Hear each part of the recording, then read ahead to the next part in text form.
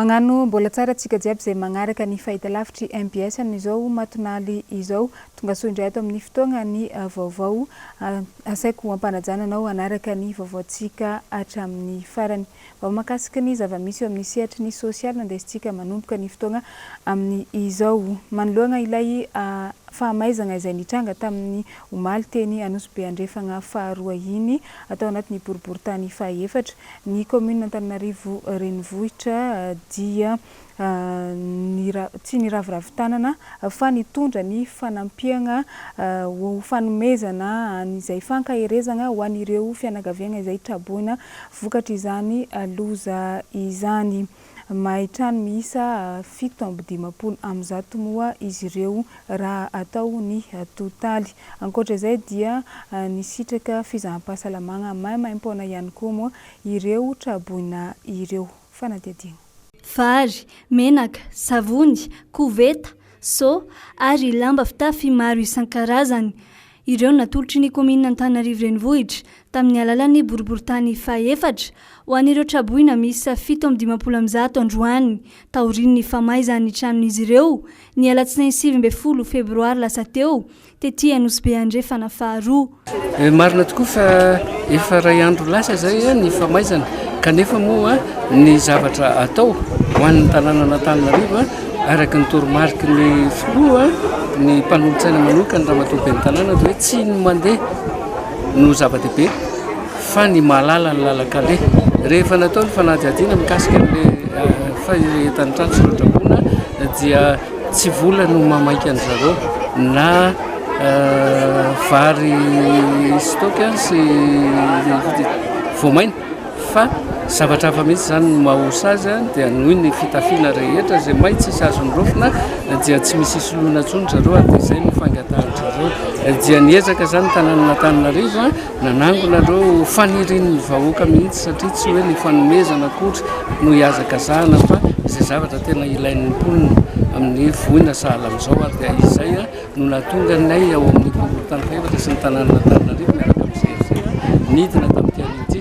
Tsy mijanona tamin'izay ihany ny fanampiana ireo traboina fanarahina fizaham-pahasalamana ihany koa noraisina ihany koa ny andraikitra niaraka tamin'ny fokotany sy ny commune Antananarivo renivohitra fa tsy azo atao intsony ny manorina trano azo eny amin'ny toeran'iny na ireo faritra izay mbola ahitana izany trano azo izany mba hisorohana ny loza. Fa vaovao makasika ny resaka tsy fandriam-pahalemana kosa izay nanadary tato anatin'ny fotoagna vitsivitsy izay manerana ny Madagasikara ny zavan-tranga tany ambanja tany indray dia mpandraraha teratany sinoa raiky no voaroba ary dia lasa tamin'izany ny vola antapitrisany maro na dia izany aza nefa tsy nisy alohan'ny ainana fohy tamin'ity indray mitoraka ity ny vaovao tanteriny Noro Fitiavana. Teratany sinoa mpandraharana dingadingana na concombre de mer no voatafiky ny jiolahy miisa 4 tamin'ny talata 7 Febroary lasa teo tao Tanambao marina fa basy mahery vaika no noentin'ireo jiolahy nanaovany asa ratsiny. Taoriany ny fanafiana vola mitentina ronja tapitrisa ariary no lasan'ireo olon-dratsy tamin'izany raha ny loharan'ny-baovao azo. Tsy vitanandreo fotsiny ihany izy ireo fa nikasa ny amondreo teratany sinoa mpandraharana dingadingana ihany koa. Raha ny zava-nisy aloha sy noray no fantatry fanaratra mafy vokatry ny nafitsok'ireo jiolahy tsy nisy kosa ny ainana fohy. Manoloana izao raharaha izao nanao ny asany avy hatramin'ny polisy tany antoerana. Nandritra izany no nahafantarana fa taimbala miisa 7 no efa hita amin'izao. Ny enina kosa efa eo an-tanan'ny polisy. Bala iray hafa tsy nampiasain'ireo jiolahy izay latsaka tamin'ny tany indray no hita ny fokon'olona tao an-toerana tao Tanambao ihany. Mbola andrasana kosa ny toy izao raharaha fanafian-jiolahy mirongo basy mahery vaika izao tao amin'ny tanàna ny Tanambao izao. Ipodianantsika ny resaka tsy fandriam-pahalemana sy ny filaminana amin'ny ankapobeny eto Madagasikara nanaiky ary miaiky ny avy eo anivon'ny Gendarmeria pirenena fa misy ny gaboraraka ao amin'izy ireo noho izay indrindra moa dia efa miroso amin'ny hetsika fanadiovana anatiny eo anivon'ny Gendarmeria pirenena zay izy ireo amin'izao fotoana izao efa misy moa ny zandary febroary tafiditra anatin'ny asa maloto no efa tratra. Anisan'izay ohatra ny zava-nitranga teny mahitsy izay fanafiana tamin'iny sabotsy fahasivy ny volana febroary lasa teo iny. Nahafatesana pretra araiky iny. Zandary maromaro no fantatra fa voaroroy tamin'ny tranga fanafiana tamin'iny indray mitoraka iny. Misy ihany koa moa ireo efa miakatra fitsarana no ireny fa tafidirana anatin'ny asa maloto ireny. Jessica Miray Manu Randre Malala. Herinandro lasa izay no nanambarany avy eo anivo ny zandarmaria pirenena fa ametraka izany hoe zandary madio. Ka noho izany indrindra dia niroso tamin'ny fanadiovana anaty izy ireo na ny antsoina hoe assainissement interne. Vokatry io ezaka io indrindra dia efa maromaro amin'izao ireo zandary tratra tsy nanara-dalàna. Fanatanterahana ny tolozotra makasika ny fanadiovana anatiny na ny assainissement interne. Izay nandeha dia nandeha ary iontsika moa ny zavatra nisy fa dia maromaro ihany zany ireo zandary izay efa nahiditra bonja no io fanadiovana anatiny io tsy hiverenana iny fa mbola tena mafy fotsiny zany ny antso ao an'ireo zandary izay manatrika izao fotoana izao na mahita ity fandarana ity hoe aoka izay ny tsy fanarahana ny lalàna, aoka izay ny tsy fanarahana ny tsy fifehezana satria zahay zany dia mamerina ilay fa mila zandarmaria pirenena madio ka tsy andefitra mihitsy amin'ireo izay tsy vala-pandry. Nisy tamin'ny trangana tsy fandriampahalemana niseho faraparany teo ireny tokoa mantsy no nahenona fa nisy zandary voaroroy tamin'ireny tranga ireny. Toy ny niseho tetsy mahitsy ny fahasivy ny volana febroary lasa teo izay nahafatesana olona roa ka pretra ny iray. Raha mahitsy dia raha tsy diso aho dia androany no presentation zareo eo amin'ny parquet ary ilay zandarma rehetra zany izay nampisy izay namofomofona rarata amin'ny raha zany dia hoentina ao amin'ny parquet daholo. Miaiky araka izany ny zandary fa misy tokoa ny mivalam-pandry eo anivon'izy ireo. Saingy nanome toky ihany koa ny zandary fa anadio ary tsy hitsitsy manoloana ireo izay mbola mandika lalàna. Manaiky izahay ato amin'ny zandarmaria pirenena fa misy ireo tsy valam-pandry ato anankiray. Eny tompoko manaiky izahay fa efa misy ny andraikitra raisina ary andraikitra entitra mahakasika izany toe-javatra izany. Tsara tokoa aloha ny manamarika fa tsy vitsy tamin'ny olom-pirenena no velotaraina manoloana ny fiesiky mpitandro ny filaminana sasantsasany amin'ny fanararaotam-pahefana sy ny kolikoly. Antenena araka izany ny isian'ny fiovana tokoa eo anivon'ny zandary aorian'ity fandraisana fepetra fanadiovana ity. Ny antenena ihany koa dia anao toy izao fiesika izao ny avy eo anivo ny polisy pirenena sy ny tafika.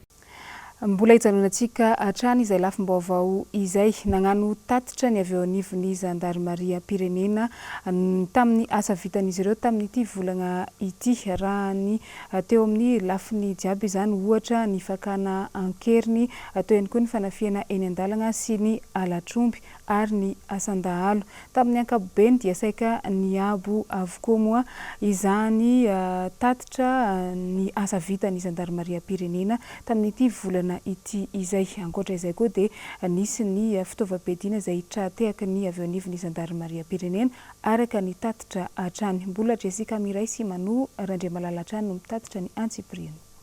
Tamin'ny tatitra nataon'ny zandary mahakasika ny asa nataon'izy ireo nandritry ny iray volana dia saika miabo avokoa ny vokatra. Maro tokoa mantsy ny trangana tsy fandriampahalemana no nahitam-bokany ka anisan'izany ny trangana fakana ankeriny izay efa maromaro ny votsitra toy ny tao tsara tanàna sy malaimbandy. Nilaza ihany koa ny avy eo anivon'ny zandary fa efa miaina ihany koa amin'izao ny fanafiana an-dalana ary na ny alatra omby ihany koa aza dia efa madinidinika sisany misy. Maromaro zany tatoato no atao hoe olona izay naraina ankeriny no efa vosotra no ny asa izay nataon'ny zandarmaria pirenena tany amin'ireny toerana ireny. Resansika ohatra ny tany Ambatobonia, Toakizabena Ambatobonia izay navototra olona anankiray vehivavy anankiray. Resana ny tany tsara tanàna izay nafototra ny sefozapy misy efa mianaka moa izy ireo.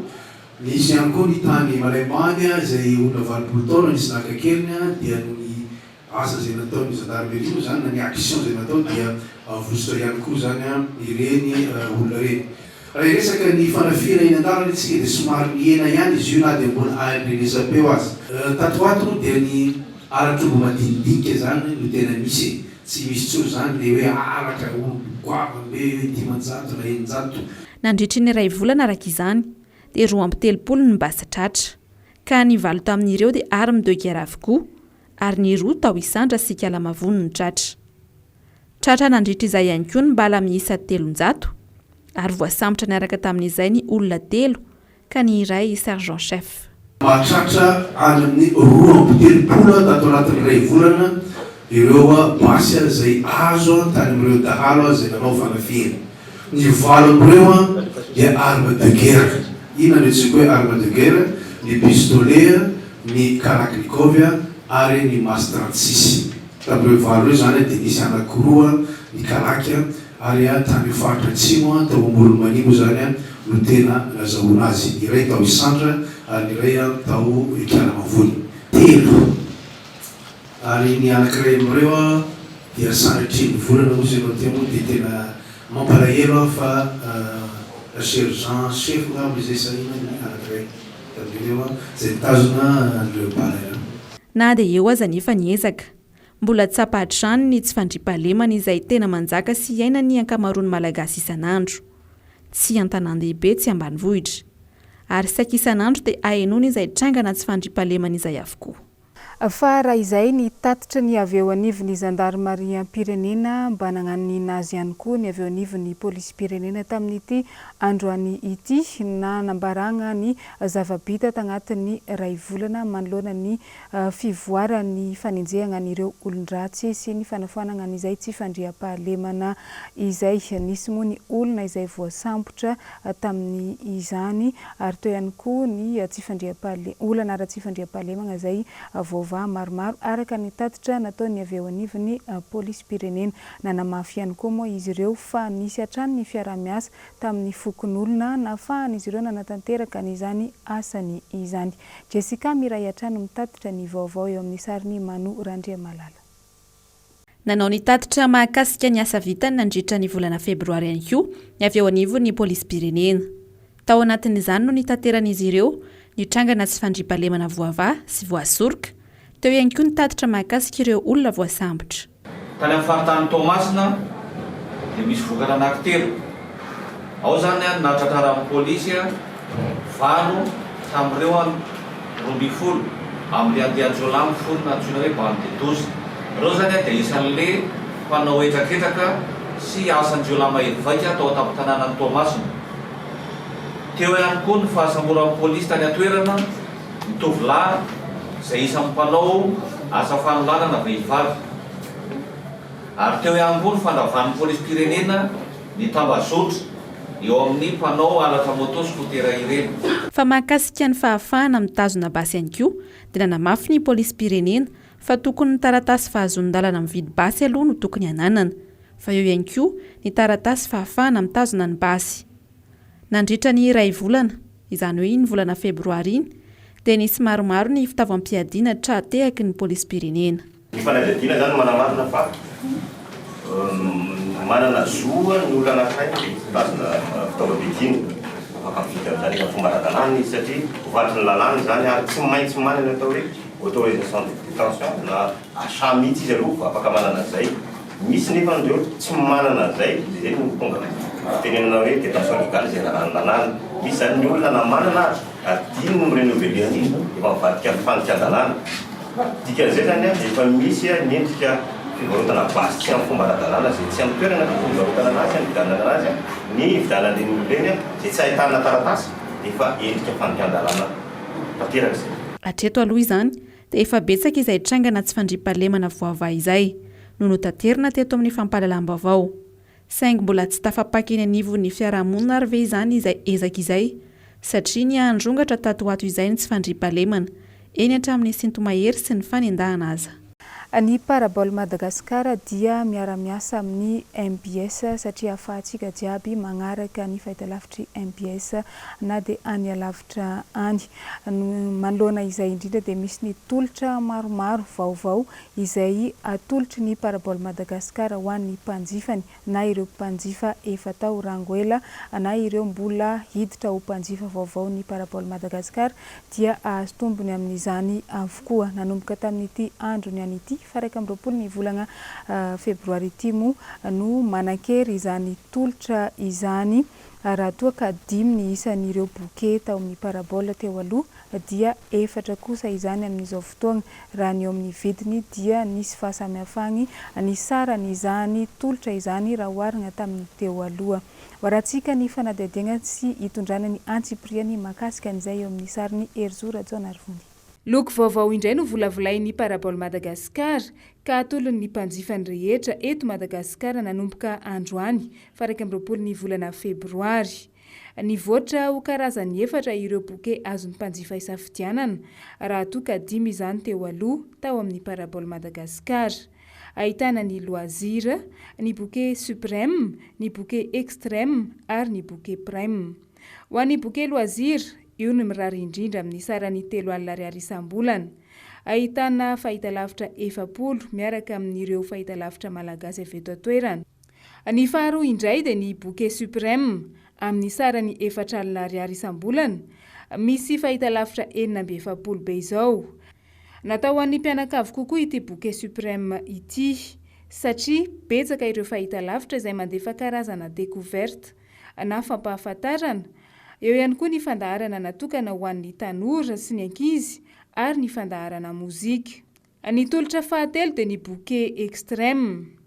Natokana ho an'ireo mpankafy fanatanjahantena indrindra satria misy an'ireo fahitalavitra maro izay manome fandaharana manodidina ny fanatanjahantena fotsiny. Niainga avy tamin'ny fanatsarana ilay tolotra be in sport ny parabole Madagasikara teo aloha izy io ary noezahana hifanaraka amin'ny filan'ny mpanjifa. 4 alina ariary isam-bolana ny sarany. Ny bouquet prime no lehibe indrindra atolotry ny parabole ho an'ny mpanjifa amin'izao fotoana vaovao izao, izay ahafahana mahita fahitalavitra 270.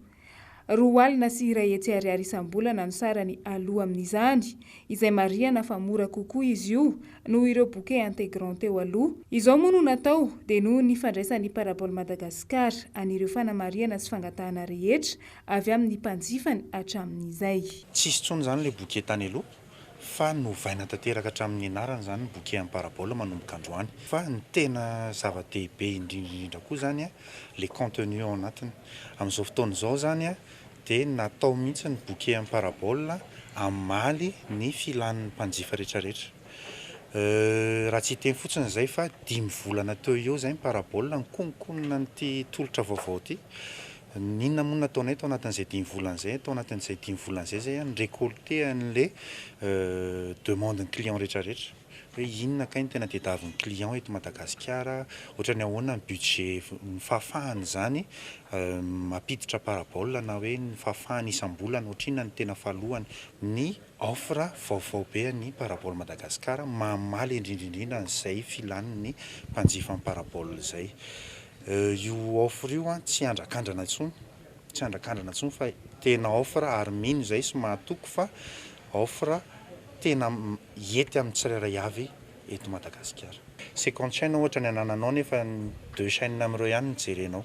Fa ny parabole zany tena important aminay menay chaîne vitsivitsy ianao fa chaîne tena sûr izay fa ho jerenao ary intéressé anao daholo ireo chaîne ireo. Ohatra zany izao raisitsika zao bouquet kely indrindra. Nasianay chaîne be dia be fanampiny zany ao anatin'ilay bouquet de base amin'izao. Miezaka manatsara hatrany ny tolotra omena ny mpanjifa ny parabole Madagasikara. Mahenika ny Madagasikara iray vohatra hatrany amin'ny ambanivohitra lavitra indrindra moa ny parabole Madagasikara. Tsy hijanona eto ny fanovana fa efa misy sahady ny fiarah-miasa amin'ireo tambazotra mpifandraisana eto Madagasikara ho fanamorana ny fifandraisana amin'ny parabole Madagasikara sy ireo mpanjifany. Toy ny fanamorana ny fandoavana ny abonnement ohatra. Servisinay fiable satria irahantsika malala zay efa tena efa na azo lazaina hoe nampiavaka ny parabola hatramin'izay.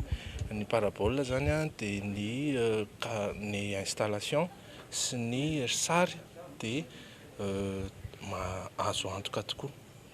Dia eo koa ny garantie ny décodeur.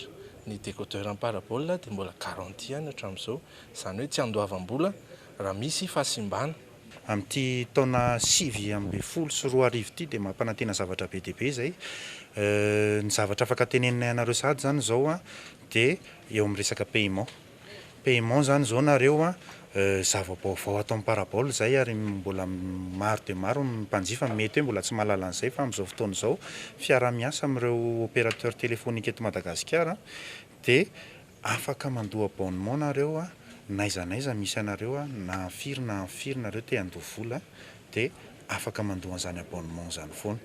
Ary mbola ho atsaraintsika io zavatra io tsy ho ela, izany hoe amin'ny alalan'ny telefonina anao ihany koa ianao dia afaka hanova ny bouquet anao directement any an-trano eo am-pandriana na manao zavatra any amin'izay misy anao any ianao a te hanova bouquet ianao dia amin'ny alalan'ny telefonina anao ianao a afaka manova ny safidinao a sady manao paiement. Tahaka ny mahazatra dia maimaimpona ny saran'ny décodeur. Ao anatin'ny 27 ora monja dia efa vita ny fametrahana ny pitsopitsony ara-teknika jiaby ho an'ireo vao hiditra ho mpanjifan'ny parabola Madagasikara. Mivoatra ny tolotra nefa milatsaka hatrany amin'ny 80 isanjato ny sarany teo aloha ny vidin'ny tolotra omeny parabola Madagasikara amin'izao fotoana. Tsy miova moa ny targetra ny parabola Madagasikara dia ny hanome fahafampony mpanjifany araka izay tadiaviny avy. Azo jerena amin'ny alalan'ny parabola Madagasikara ireo fahitalavitra malaza any ivelany tahaka ny TF1 sy ny M6 ary ny maro hafa. Fa ny fahitalavitra MBS ihany koa dia tafiditra ao anatin'ireo fahitalavitra malagasy azo arahana amin'ny alalan'ny parabola Madagasikara. Fa raha ny eo amin'ny lafiny fanabeazana sy ny kolotsaina kosa indray ny 1 ny volana Febroary dia natokana ho andro maneran-tany ho an'ny teny-dreny na ny teny ibeazana i Madagasikara. Raha ny eto Madagasikara manokana dia anisany nanamarika izany ihany koa tamin'ity andro ny any ity ny teny-reny eto dia izay teny ibeazana na dia mbola tsy mitoetra tanteraka aza izany eto Madagasikara satria mbola ny teny frantsay no ampiasainy eny anivon'ny fampianarana. Mba ho fanomezana lanja ny teny malagasy araka izany dia tsara raha apetraka ao anatin'ny rafitra ny fampianarana amin'ny fiteny malagasy. Jessica Miray no nanao ny fanadihadiana eo amin'ny sariny Mano Randriamalala. Efa tsy tantaratra eny amin'ny fiarahamonina intsony amin'izao ny fanajana sy fiandrianana ny teny malagasy. Tsikaritra izany amin'ny tsy fahafehezany ankamaroany malagasy ny teny malagasy madio randray, fa eo ihany koa ny tsy mbola fahafehezantsika ny fampiasana ny teny gasy amin'ny fampianarana. Nefa ny teny reny dia manambara ihany koa fa teny entina ibeazana. Tsara araka izany ny tokony amerenany indray ny asy ny teny malagasy dia miainga amin'ny fampiasana azy amin'ny fampianarana izany voalohany indrindra. Raha salamiko aloha dia mino fa voalohany ndraiky aloha tsy maintsy ampianarana amin'ny teny malagasy ny fampianarana. Ny antony dia zao, voalohany io no teny resahan'ny akamarony na ny malagasy tontolo izay miaina eto Madagasikara. Faharoa marakaraka zany io ry teny malagasy io no manome ny tontolo iainan'ny malagasy sy fantatry ny malagasy. Raha mampiasa teny vahiny ianao dia mindrana ny tenin'le olona, ary raha mindrana ny tenin'le olona ianao dia karazany kanety akan-dasitra fa tsy kanety tena izy le izy. Satria rehefa tiako lazaina amin'izay raha miteny vahiny no ampiasainao dia sady mandika ianao no miezaka mahafantatra inona marina tena zavatra misy eo. Ary ny teny sy ny voambolana dia sady vokatry ny tantara, ny vokatry ny kolotsaina, ny vokatry ny tontolo iainana. Ka ny tantara sy ny kolotsaina ary ny tontolo iainana malagasy hafa noho ny teny hafa izay ampianarina anao. Ny faharaiky amby roapolo ny volana febroary toy izao ihany koa moa no andro iraisam-pirenena natokana ankalazaina ny teny reny.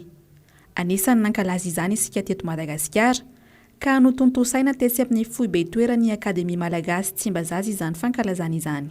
Eo amin'ny sehatry ny toetrandro kosa indray raha ny momba n'ilay andro ratsy izay nandalo teto amintsika teto Madagasikara dia efa manomboka mihena ny rotsakorana any amin'ny ilan'ny andrefan'ny Madagasikara iny araka ny nambarany sampana mpamantatra ny toetrandro tamin'ny marandray teo.